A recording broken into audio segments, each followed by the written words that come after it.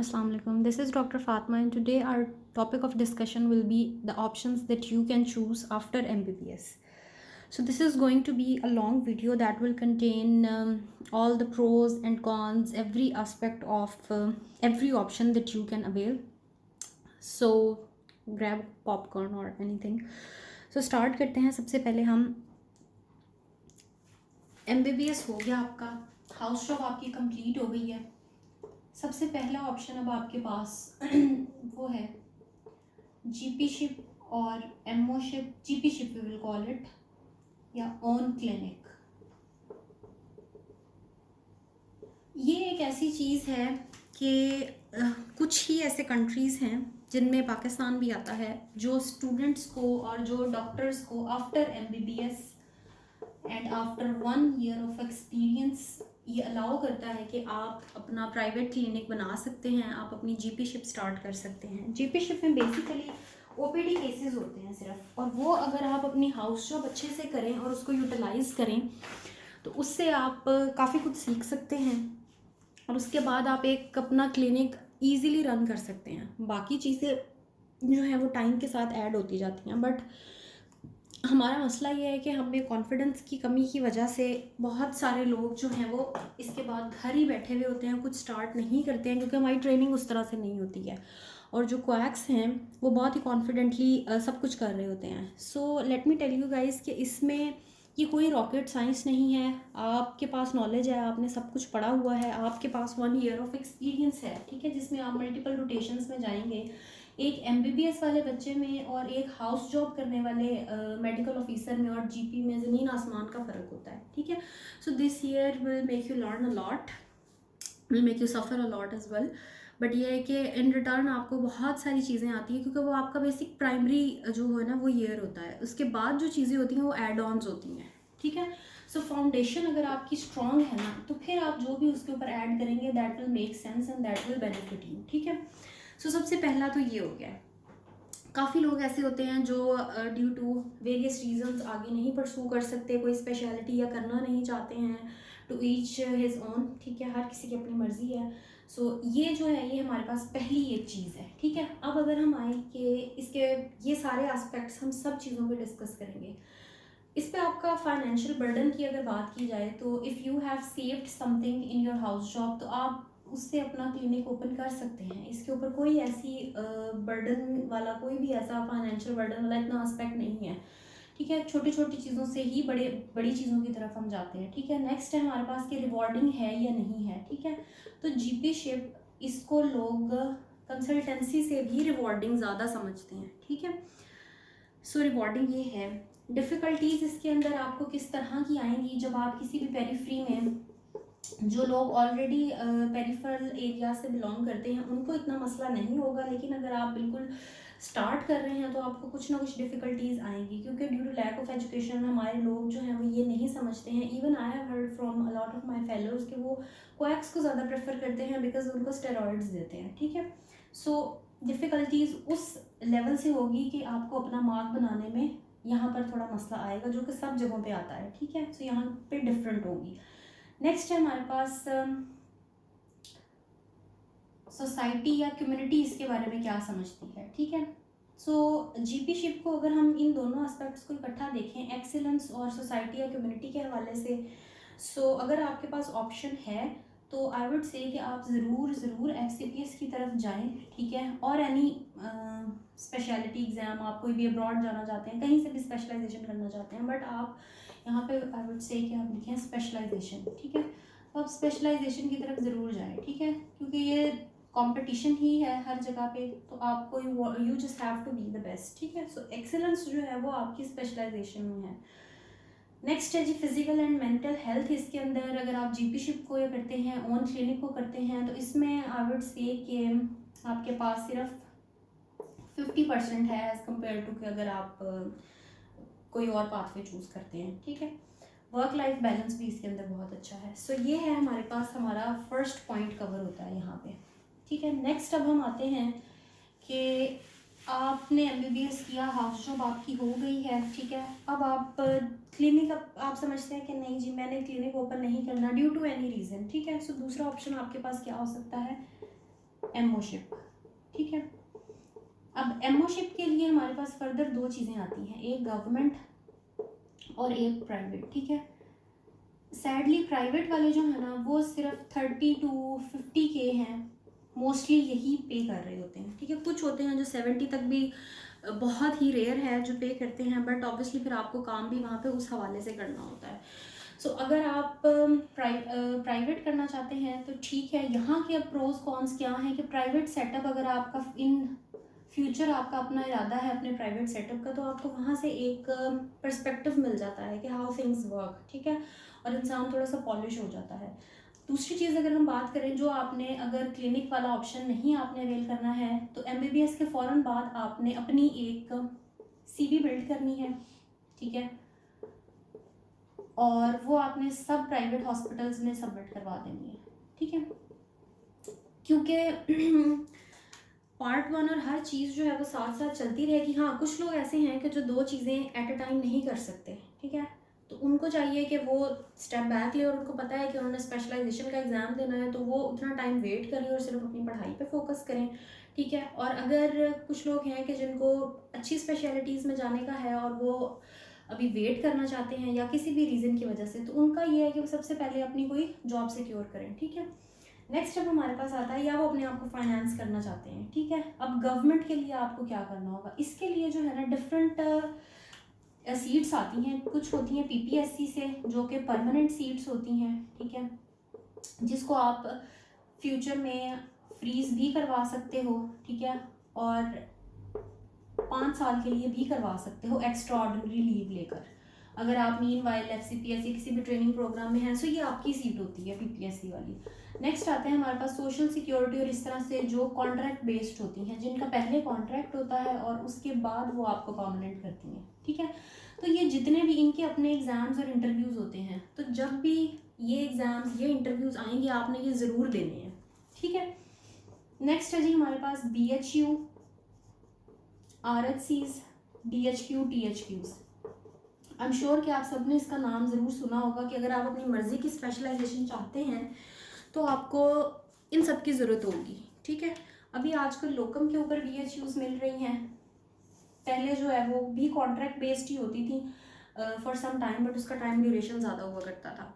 सो अब आपको मार्क्स चाहिए अपनी डिज़ायर्ड स्पेशलिटी में पाकिस्तान में रहने के लिए, ठीक है, तो आप इन में से कुछ भी ऑप्ट कर सकते हैं। इसके लिए कोई ऐसा पेपर रिटन नहीं होता है, सिर्फ इंटरव्यू होता है, बट उसके भी वेरियस फैक्टर्स होते हैं, ठीक है। सो अब ये हो गया हमारे पास यहाँ पे एमओशिप। और इसकी अगर हम ये बातें करें सारी की सारी, तो ऑब्वियसली एक CV बनाने में या डिफरेंट एग्जाम्स वगैरह देने में कोई इतना इसमें फाइनेंशियल बर्डन वाली बात नहीं है, ठीक है। रिवॉर्डिंग के हवाले से भी एमओशिप वही कि आप गवर्नमेंट में हैं या प्राइवेट में हैं, ठीक है, डिपेंडिंग अपॉन आपकी पे जो है वो 1.5 लाख से, फिर जैसे जैसे आपका स्केल बढ़ता है MO से SMO सीनियर मेडिकल ऑफिसर बनते हैं, वैसे वैसे फिर ग्रेडिंग होती है इसकी, ठीक है। इसके लिए मैं आपको एक अलग से बता दूंगी किस तरह से सब कुछ होता है। रिवॉर्डिंग की अगर हम बात करें तो लेटर इन लाइफ अगर आपका एमओशिप से GP शिप के ऊपर शिफ्ट होने का चांस बनता है तो येस यू कैन, और डिफ़िकल्टीज़ इसके अंदर एज सच इतनी नहीं होती। हाँ, अगर एक्सेलेंस और सोसाइटी या कम्युनिटी के प्रेशर की बात करें तो it is not my personal opinion, but जो सोसाइटी समझती है सोचती है, it is not about excellence, ठीक है। एक्सेलेंस आपको मिलेगी आपकी स्पेशलाइजेशन से, ठीक है, तो वो उसका आपको बहुत भी कुछ काफ़ी सारे एमओज मैंने ऐसे देखे हैं जिनको इवन कंसल्टेंट्स जितना काम आता है, बट उनको वो रिस्पेक्ट नहीं दी जाती बिकॉज उनका पार्ट 1 या उनका पार्ट 2 या वो कंसल्टेंसी पे नहीं है, ठीक है। मेंटल फिजिकल हेल्थ या स्ट्रेस जो है मुझसे यहाँ पे, ठीक है, वो इसके अंदर इतना नहीं होता, ठीक है। वर्क लाइफ बैलेंस भी आप अच्छा मेंटेन कर सकते हैं। सो ये हो गया हमारे पास दूसरा हमारा पॉइंट, ठीक है। अब हम आते हैं अपने थर्ड पॉइंट की तरफ जो कि है स्पेशलाइजेशन से रिलेटेड, ठीक है। Third point specialization. अब स्पेशलाइजेशन जो है ना वो आपकी अपनी कंट्री से भी हो सकती है और बाहर से भी हो सकती है। पहले हम अपनी कंट्री की बात करते हैं, पाकिस्तान की। अब पाकिस्तान के अंदर जो है वो सबको पता है कि एक FCPS एग्ज़ाम कंडक्ट होता है, एक MDMS और जिसको हम JCAT भी कहते हैं, ठीक है, वो कंडक्ट होता है। जिसकी वजह से आप कंसल्टेंट बन जाते हैं। और तीसरी एक चीज़ जिसको कम लोगों का पता है, जो होता है MCPS। ये है हमारे पास 4 ईयर प्रोग्राम, ये मोस्टली 4 और 5 रेंज होती है इसकी, और ये है 2 ईयर प्रोग्राम, ठीक है। अब हम अगर इन सबको इंडिपेंडेंटली देखें तो होता ये है कि FCPS के लिए अगेन आई वुड से कि ये सोसाइटी का एक इम्प्रेशन है, this is not my personal opinion.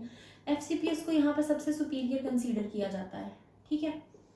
Gulf countries में अगर आपने जाना है, या जो इसका एक ओवरऑल प्रोसेस है, यहाँ पे साइनॉप्सिस, IMM जो फर्दर स्टेप्स होते हैं वो इनके बड़े ऑर्गेनाइज्ड हैं, ठीक है। क्योंकि ये जब से पाकिस्तान है, जब से MBBS है, तब से ही ये प्रोसेस चल रहा है, ठीक है। बट तब स्पेशलाइजेशन का इतना दौर नहीं था।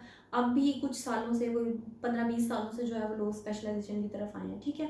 सो FCPS को जो है ना, अब सब ही करते हैं कुछ ना कुछ स्पेशलाइजेशन, ठीक है, because we are living in 21st century. So FCPS आपके लिए बड़ा एक ऑर्गेनाइज्ड सिस्टमेटिक चीज़ है। ऑब्वियसली फिर जितनी अच्छी चीज़ होगी उसके लिए उतनी ही सफरिंग भी ज़्यादा होगी, वेट भी करना होगा आपको, एग्ज़ाम भी थोड़ा सा डिफ़िकल्ट होगा, सारी बातें हैं। दूसरा पॉइंट है हमारे पास जी MDMS और JCAT के हवाले से। इसका भी एग्ज़ाम अब तो स्पेशलिटी वाइज ही हो गया है। इन दोनों की जो डिटेल्स है ना, वो सेपरेट वीडियो ऑलरेडी मैंने बनाई है, ठीक है। उसको आप देख सकते हैं कि डिटेल्ड इनके अंदर क्या इसकी गाइडलाइंस होती है, क्या होता है, वो सारा कुछ इनका अलग से बताया हुआ है। बट एक चीज़ जो मैं यहाँ पे ऐड करना चाहूँगी कि MDMS को, इनके अंदर थोड़ी सी जो डिस्क्रिमिनेशन हमारी सोसाइटी में पाई जाती है, ठीक है। तो कुछ लोग हैं कि जिनको FCPS बहुत पसंद है, वो चाहते हैं कि हम FCPS ही करें, तो आप MDMS के बाद भी FCPS में स्विच कर सकते हैं, ठीक है।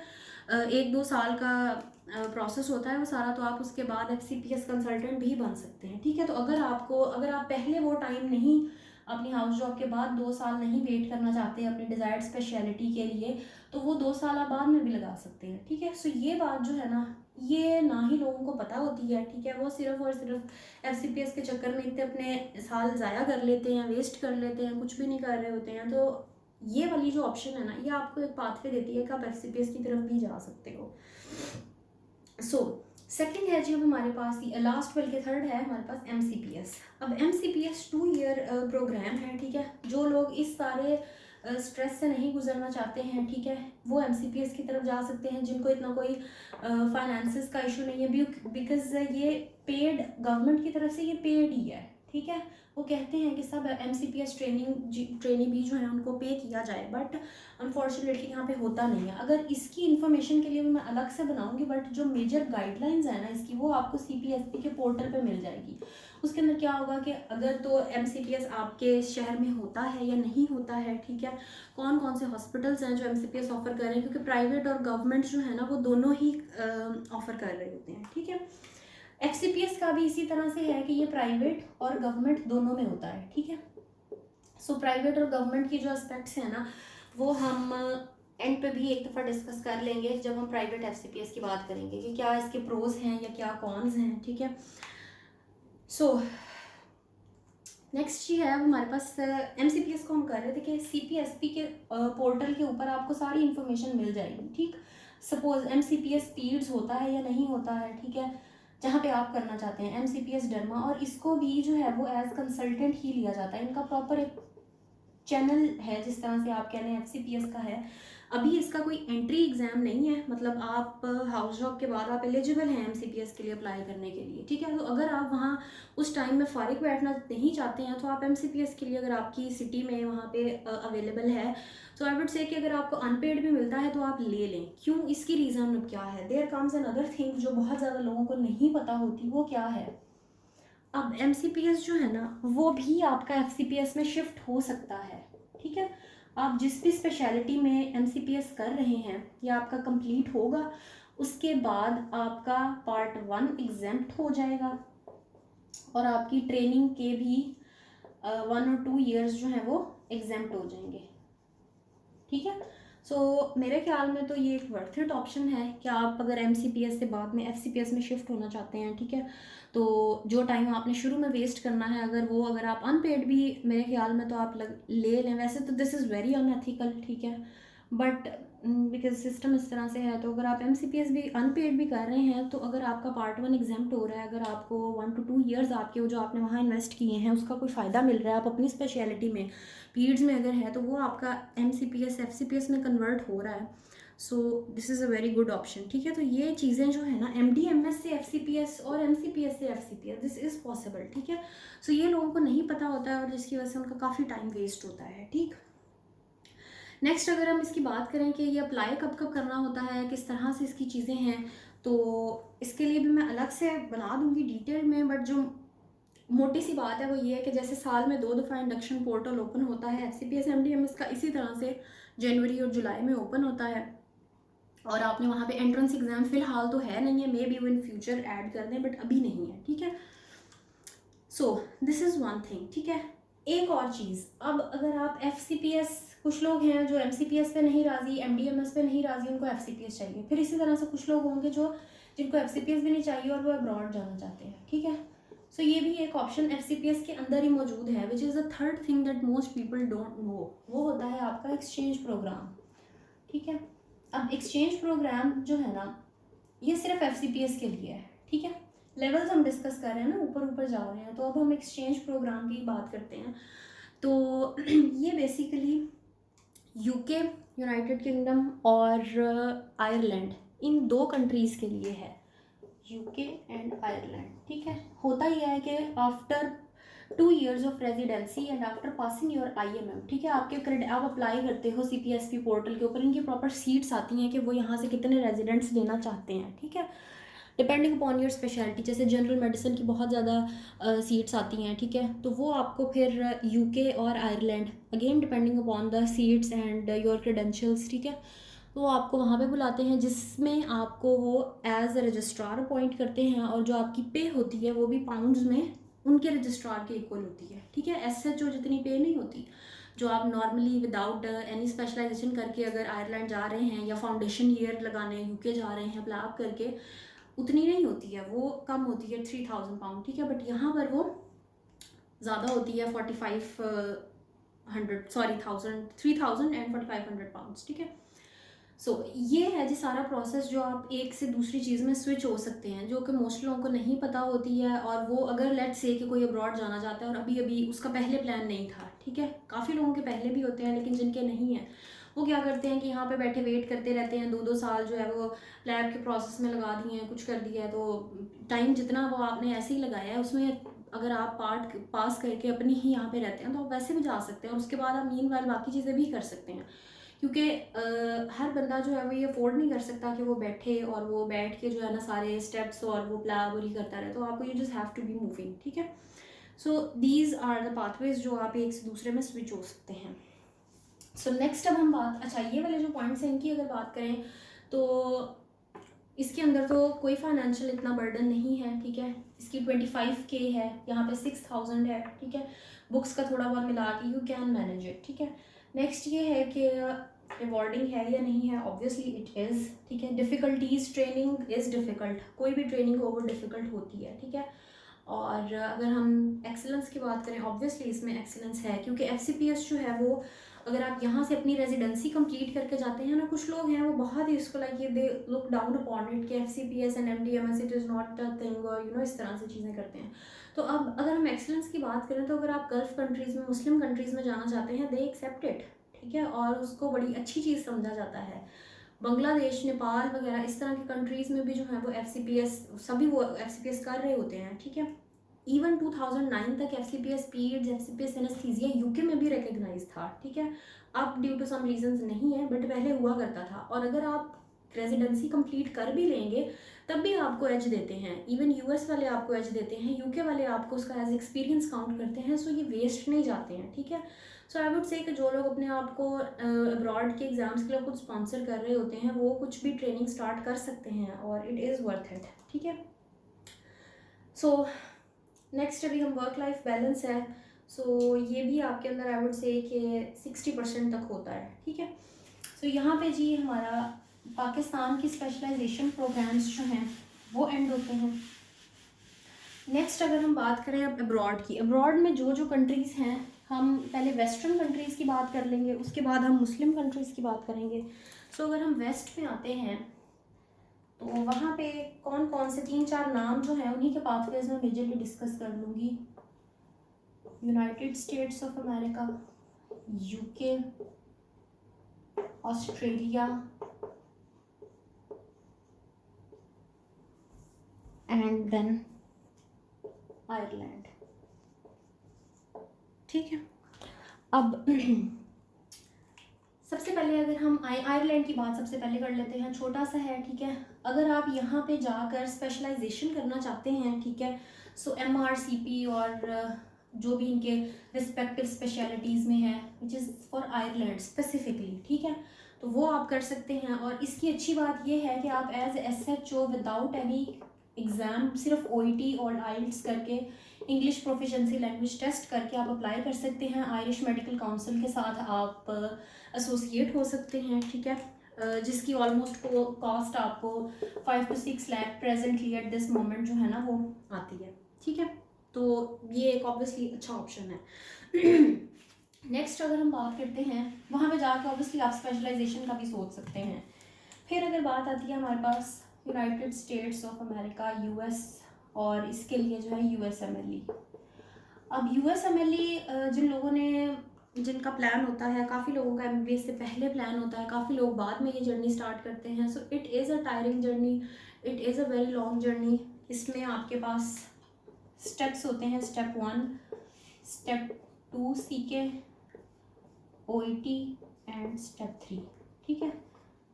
अब इस प्रोसेस के बाद आप ECFMG सर्टिफाइड हो जाते हैं। आप अपने मैच के लिए, रेजिडेंसी मैच US में बोलते हैं, आप उसके लिए अप्लाई कर सकते हो, ठीक है। अगेन यहाँ पे एक बात विच आई वांट टू क्लियर कि बहुत सारे लोग कहते हैं कि वहाँ पे तो मैच ही नहीं होता, जाना ही नहीं चाहिए, ट्राई करना ही नहीं चाहिए, ठीक है। इस तरह अगर हम सोचेंगे तो वो सब चीज़ों में ही मुश्किलें हैं, सब चीज़ें ही जो हैं वो डिफ़िकल्ट हैं, सैचुरेशन है हर जगह पे। प्लैब के बारे में जैसे कहा जाता है बहुत सैचुरेशन है यहाँ पे, तो you just have to take the first step, ठीक है। So this is the thing. And obviously अगर हम इसका फाइनेंशियल एस्पेक्ट बात करें तो जैसे सिर्फ स्टेप 1 जो है वो $1000 कॉस्ट करता है। उसके बाद आपकी UWorld की सब्सक्रिप्शन है, नोटरी कैंप रजिस्ट्रेशन है, वो सारी चीज़ें जो हैं वो आपको ये कॉस्टली। ओवरऑल अगर हम इसकी बात करें तो इसका $26K जो है ना, डॉलर्स में मैंने इसलिए बताया है क्योंकि फ्लक्चुएट करता रहता है। सो ये आपको ओवरऑल ऑल स्टेप्स का, स्टेप 3 तक का मैंने बताया है सारा का सारा, ठीक है। तो इतना ही आप, बट ये आपने ऑब्वियसली एक दो में नहीं देना होता, आहिस्ता आहिस्ता है, लंबा प्रोसेस है। यही वाला प्रोसेस आपको 2 to 3 years लगा लेता है, ठीक है।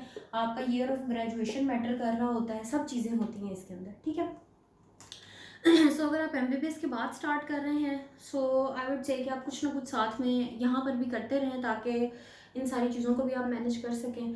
सो इसकी अगर हम बात करते हैं, फाइनेंशियल बर्डन भी इसमें है, रिवॉर्डिंग भी ये बहुत है, डिफ़िकल्टीज़ भी है, एक्सीलेंस भी है, मेंटल फिजिकल स्ट्रेस भी है, ठीक है। और वर्क लाइफ बैलेंस जो है वो यहाँ पे तो नहीं होगा, बट वहाँ पे जाके जब आप हायर लेवल्स पे काम करेंगे तो तब ज़रूर होगा, ठीक है। सो दिस इज़ USMLE, ठीक है। अच्छा, इसमें ये होता है कि आप डायरेक्ट जो है ना वो रेजिडेंसी में जाते हैं, स्टेप्स 3 कर ली हैं, उसके बाद मज़ीद आपको टेंशन की ज़रूरत नहीं है एज़ कम्पेयर टू जो यूनाइटेड किंगडम में, UK में होता है। वहाँ पे अब क्या है कि आपने प्लैब 1 किया, सबसे पहले OET दिया प्लैब 1 बुक करने के लिए, और ये आपको कितना लगेगा, 1 साल बाद का मिलेगी सीट, ठीक है। फिर आपने प्लैब 2 दिया, ये होता है UK में, मैनचेस्टर में। अगेन इसके ऊपर मैं अलग से भी बना दूंगी, बट ये चूँकि एक सिर्फ बेसिक्स हैं तो आपको मेजर चीज़ें मैं बता रही हूँ। सो OET किया, प्लैब 1 प्लैब 2 किया, उसके बाद एक यहाँ पे ग्रे एरिया है जो अब आपको ऑलमोस्ट 1 year to 2 years सोचना चाहिए। सैचुरेशन वाली बात ठीक है, बट ये आपको किसी भी नेक्स्ट स्टेप पर लेने से रोकेगा नहीं, क्योंकि 2 साल बाद भी सही बट कुछ ना कुछ तो आपको मिलेगा ही ना। ऐसे नहीं होगा कि आप लैब करके जो है सारी ज़िंदगी आपको कुछ भी जॉब अपॉर्चुनिटी ही ना मिले। आप एफर्ट करते रहेंगे, उसका रिवॉर्ड आएगा, ठीक है। But again I am saying कि आप साथ साथ जो है यहाँ पर भी कुछ ना कुछ अपना चलाते रहें। सो ये अब हमारे पास है जी लाइसेंसिंग एग्ज़ाम। इसकी मिसाल इस तरह से है कि अगर यहाँ से बहुत सारे लोग जा रहे हैं ना, ये प्लैब का पाथवे है जी, प्लैब USMLE से ऑब्वियसली इजी है, ठीक है। अब यहाँ पर जा करना ये है बॉटल नेक, यहाँ से आगे मसला है। यहाँ से आगे जो है ना आपको स्पेशलाइजेशन जो अगर वहाँ पे आप करनी है, ऑब्वियसली सारी ज़िंदगी आप वहाँ पे फाउंडेशन ईयर के बाद SHO तो नहीं रह सकते, ठीक है। अगर आप ग्रो करना चाहते हैं तो आपको स्पेशलाइजेशन की तरफ जाना होगा। उसमें अब जो चीज़ें आती हैं वो हमारे पास हैं, वो हमारे पास कौन सी आ जाती हैं, हर स्पेशलिटी से रिलेटेड। MRCP है which is for medicine, MRCS है, which is for surgery, MRCEM है फॉर इमरजेंसी मेडिसिन, और इसके बाद MRSA है जो GP शिप के लिए है, ठीक है। अब इसका जो ओवरऑल ड्यूरेशन है ना वो होता है 8 ईयर्स का, 6 to 8 ईयर्स जो है वो डिपेंड करता है। So it is a long process. Even US में भी इसी तरह से है, बट उसमें आपने 2 स्टेप तो यहीं पे कर लेने हैं, सिर्फ थर्ड के लिए आपको वहाँ जाना पड़ेगा, और वो भी आप मैच के बाद जा सकते हैं, ठीक है। यहाँ पर क्या है कि यहाँ पे आपको अपनी रेजिडेंसी में एंटर होने के लिए सारे की सारी जो चीज़ें हैं ना वो पहले करनी पड़ेंगी। MRCP अगर आप देना चाहते हैं, इसके 3 स्टेप्स होते हैं, MRCP 1, 2 एंड पेसिस, वो आपको सब कुछ ही क्लियर करना है। बट अगेन इसके जो फ़ायदे हैं वो दूसरी तरफ क्या है कि अगर आप पाकिस्तान में हैं, ठीक है, आपने ये क्लियर किया हुआ है, तो आप एज अ कंसल्टेंट समझे जाएंगे, ठीक है। यहाँ पे आप सिर्फ ये जो उनके लिए एंट्रेंस है वो यहाँ पे एज कंसल्टेंट आप समझे जाओगे, ठीक है, जिस भी आप चीज़ में कर लेते हो, ठीक है। बट ये मैं इसलिए बता रही हूँ कि ये तीनों स्टेप्स इसके पाकिस्तान में होते हैं, ठीक है। बाकी के लिए आपको जाना पड़ता है, जैसे एनेस्थीसिया का अगर आप स्पेशलाइजेशन के लिए जाना चाहते हैं तो उसके लिए आपको जाना होगा, या कुछ जो है वहीं पे होते हैं तो उसके लिए आपको वहाँ पे जाकर वो टेस्ट देना होगा। अच्छा, अब MRCP का है कि आप इसके बाद बन जाते हैं यहाँ पे कंसल्टेंट, और अगर किसी ने MRCP किया हुआ है तो पार्ट 1 भी एग्जाम्प्ट होता है उनके लिए, और 1 to 2 ईयर्स की ट्रेनिंग भी एग्जाम्प्ट होती है, ठीक है। अगर आप पाकिस्तान की ट्रेनिंग भी करना चाहते हैं, काफ़ी सारे लोगों ने की भी है। सो आप अपनी ट्रेनिंग के साथ साथ जिस भी, अगर आप मेडिसिन में हैं तो आप वो वाला टेस्ट दे सकते हैं, अगर आप सर्जरी में हैं, मतलब कि अगर आप दोनों साइड्स को सिक्योर करना चाहते हैं, MRCS कर सकते हैं सर्जरी के लिए, ठीक है। और GP शिप है तो उसके लिए 3 सबसे इजी जो है वहाँ पर जाकर ये GP शिप वाला पाथवे है जो सिर्फ 3 ईयर्स लेता है। तो अगर आप इतना ज़्यादा नहीं आपकी एनर्जीज़ हैं तो आप इसको भी चूज़ कर सकते हैं। सो ये सारी बातें हो गई। MRCP-CH जो है वो यहाँ पे MRCP-CH जो है ये पीरियड्स के लिए है, इसके 4 पार्ट्स होते हैं, इन सब की डिटेल्स जो है ना वो अलग हैं, ठीक है। बट अभी जो क्योंकि हम बेसिक्स कर रहे हैं, सो यहाँ तक हो जाती है ये बात। नेक्स्ट अब हम आते हैं जी ऑस्ट्रेलिया पे। ऑस्ट्रेलिया का एग्ज़ाम है AMC, ठीक है, इसके बारे में कहा यह जाता है कि it is difficult but doable. इसका जो दूसरा पाथवे है वो है प्लैब, ठीक है। प्लैब जो है ना वो आपके पास काफ़ी सारी डिफरेंट कंट्रीज़ के लिए एक ओपनिंग अपॉर्चुनिटी इस तरह से होती है कि प्लैब करने के बाद काफ़ी सारे कंट्रीज़ जो हैं वो अपने एग्ज़ाम्स एग्जेम्प्ट कर देते हैं। लेट्स से दुबई आप जाना चाहते हैं तो दुबई में भी वो एग्जेम्प्ट कर देंगे, ऑस्ट्रेलिया वाले एग्जेम्प्ट कर देंगे after 1 year of UK training, UK experience. अगर आप प्लैब करते हैं 1 साल में UK जॉब करते हैं, उसके बाद आप ऑस्ट्रेलिया और दुबई जो है वो इस तरह डिफरेंट कंट्रीज़ के अंदर आप शिफ्ट हो सकते हैं, ठीक है। तो ये एक इसका ऑल्टरनेट पाथवे है। उसके बाद आयरलैंड हमने डिस्कस कर लिया है। अब हम आते हैं जी गल्फ़ कंट्रीज़ के ऊपर। गल्फ़ कंट्रीज़ में अब हमारे पास जो मुस्लिम कंट्रीज़ हैं सारी वो आ जाएंगी, दुबई, सऊदीया, इन सब के अपने टेस्ट होते हैं। जैसे दुबई के लिए जो है वो DHA एग्ज़ाम है, ठीक है, सऊदीया का अपना एग्ज़ाम है, सबके अपने अपने, ओमान, कुवैत, सबके अपनी अपनी हैं क्रेडेंशियल जो वो वेरीफाई करते हैं, या जो उनको अपने एग्ज़ाम्स आप जब उनके पास करोगे। बट लैब को भी कुछ कंट्रीज़ जो हैं वो करती हैं। तो अगर आप वेस्टर्न कंट्रीज़ में नहीं, इवन FCPS की यहाँ पे काफ़ी वैल्यू है, ठीक है। तो अगर आप बाद में मूव करना चाहते हैं तो पहले आप ये वाला स्टेप ले लें और उसके बाद फिर वहाँ पे एज कंसल्टेंट जाएं, क्योंकि वहाँ पर एज अ जूनियर डॉक्टर जाने के लिए इतना वो रिवॉर्डिंग नहीं है, ठीक है। फाइनेंशियल बर्डन इसके लिए अगर हम ऑब्वियसली इसको बाकियों से वेस्टर्न से कंपेयर करें तो कम है, ठीक है।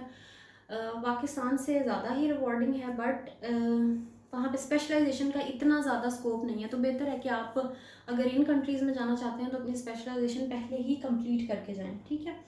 और एक्सीलेंस और ये सारी बातें इसके अंदर ठीक हैं। अच्छा, अब हम आते हैं नेक्स्ट, हमारे पास आर्मी आती है जी। आर्मी की सीट्स आती हैं, हर साल आती हैं एज GTMO, वो सिविलियंस को लेते हैं, ठीक है। अब इसमें ऑब्वियसली जिन लोगों को पसंद है, अपनी जिनकी चॉइस है, वो जाना चाहते हैं वो जा सकते हैं। इनके हॉस्पिटल्स काफ़ी अच्छे होते हैं, काफ़ी फैसिलिटीज़ CMH वगैरह सब लोग प्रोवाइड करते हैं। पे स्केल थोड़ा सा गवर्नमेंट जो बाकी उससे कम होता है, बट चूँकि आपको साथ में फैसिलिटीज़ मिल रही होती हैं तो वो कंपनसेट हो जाता है। एक इसका जो ड्रॉबैक है जो आपको जाने से पहले पता होना चाहिए कि FCPS यहाँ पे आपको अपनी मर्ज़ी से नहीं मिलेगा। 2 साल जब है आप एमओशिप वहाँ पे करेंगे, उसके बाद दे विल डिसाइड कि आपको कौन सी स्पेशलिटी में जाना चाहिए, ठीक है। So it's never your choice. इसकी भी सीट्स आती हैं साइट्स पे, आप अगर देखते रहें तो आपको मिल जाएगी। अगर डिटेल में चाहते हैं तो इसके बारे में मैं वो भी बता दूंगी। सो ये था हमारे पास आर्मी से रिलेटेड। नेक्स्ट है जी हमारे पास अब एडमिनिस्ट्रेटिव फील्ड्स। अब कुछ लोग हैं जिनको क्लिनिकल हाउस जॉब उन्होंने की, उनको क्लिनिकल साइड जो है वो इतनी पसंद नहीं आई, अब वो मज़ीद आगे नहीं इसको परसू करना चाहते, तो उनके लिए 2 ऑप्शंस हैं। पहला ऑप्शन क्या है कि वो एडमिनिस्ट्रेशन वाली साइड पे चले जाएं, मास्टर इन पब्लिक हेल्थ, ठीक है। इस तरह से डिफरेंट कोर्सेज होते हैं, वो आप कर सकते हैं। अब इसके अंदर क्या होता है, इसके अंदर बेसिकली जो आप कम्युनिटी मेडिसिन में पढ़ते आए हैं ना, ठीक है, वो वाली सारी चीज़ें होती हैं। आप एज डेमोन्स्ट्रेटर लग सकते हो, ठीक है, कुछ टाइम के लिए। उसके बाद आप बड़े लेवल के ऊपर टीचिंग में जा सकते हो, PhDs कर सकते हो, ठीक है। सो ये वो वाला पाथवे है। सो इसका overall time period 1 to 2 year है, डिपेंडिंग अपॉन आप कहाँ से कर रहे हैं।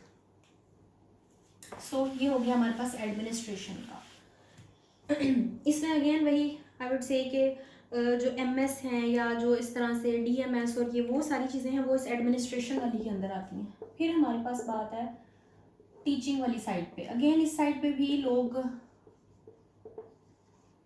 जाना अगर चाहते हैं जिनको क्लिनिकल्स नहीं पसंद हैं, तो इसमें ये होता है कि आपको सबसे पहले ना MPhil करना होगा 2 ईयर्स का। पहले में आप थीरीज वगैरह सारी थीरी पढ़ोगे, ठीक है। नेक्स्ट जो है वो फिर आपकी रिसर्चेज होंगी। तो जिन लोगों को रिसर्चेज का शौक है या जिनको पढ़ाने का शौक है वो इस चीज़ को ऑप्ट कर सकते हैं।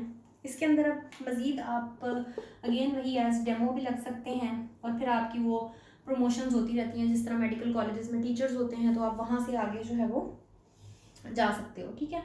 अब इसके प्रोज तो हो गए ये कि आपको ऑब्वियसली पेशेंट्स के साथ नहीं उस तरह से डील करना पड़ेगा, क्योंकि हर बंदे की प्रेफरेंस अपनी होती है। कुछ लोग होते हैं जो डेथ्स के साथ डील नहीं कर सकते, उनको हॉस्पिटल का इन्वायरमेंट उस तरह से पसंद नहीं आता। कुछ फीमेल्स होती हैं जो इस मतलब क्लिनिकल साइड को नहीं कर सकती, तो उनके लिए जो है ना, इसमें यह है कि ऑब्वियसली आपको डिफ़िकल्टीज इतनी नहीं होंगी, ठीक है।